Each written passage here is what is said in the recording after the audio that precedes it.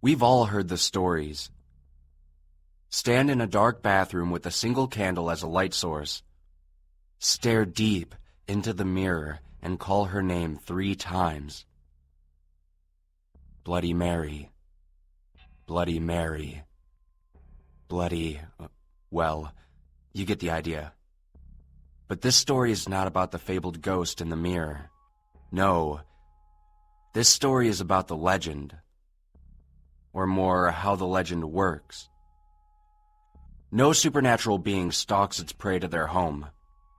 No monster waits beneath its victim's bed so it can strike while they sleep.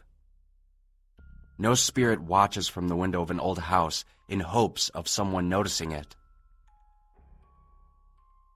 This legend exists because of one basic instinct of humanity. Curiosity. You see, Bloody Mary cannot do any harm to her victims unless they summon her. For this reason, you would think her to be mostly harmless, right? I mean, who would be stupid enough to summon a ghost to kill them? Well, that's probably what most people think, but sooner or later, she always gets someone. It is in our nature to be curious. Some people cannot simply walk away when they hear a scream from behind a door. Some cannot simply run away when we hear our name whispered in the darkness on a foggy night. Well, anyway, I have a story to tell.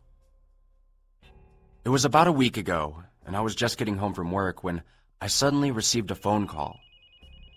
I answered it like any normal person would, but I was met with only static. Static. And a message. I didn't notice it at first, and I was just about to hang up when I heard the voice. It was hard to make out through the static, but I managed to piece together the sentence from the fragments I had heard. Call for me at midnight. Call for who? I muttered to myself. Emily. The ghostly voice answered as if it had heard me. I was shocked. So shocked, in fact, that I dropped my phone and the call ended. It amazed me. That last part had been so clear, especially when compared to the static nonsense I had been getting before. I picked my phone up from the ground and checked it for scratches. Great, I said, noticing a large graze along the side of it. I sighed deeply and opened up the call history. Nothing. It was as if the phone call had never even taken place. I put my phone back into my pocket and tried to forget about it. The rest of the day was fairly normal. I live alone, so it's quiet most of the time. I ate dinner, watched some TV, and went to bed. I didn't sleep that night, though.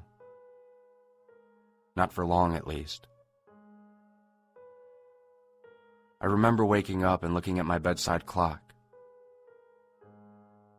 11:57. It read in luminous red numbers. I shook my head and tried to get back to sleep. But that mysterious phone call earlier slipped into my head at that exact moment.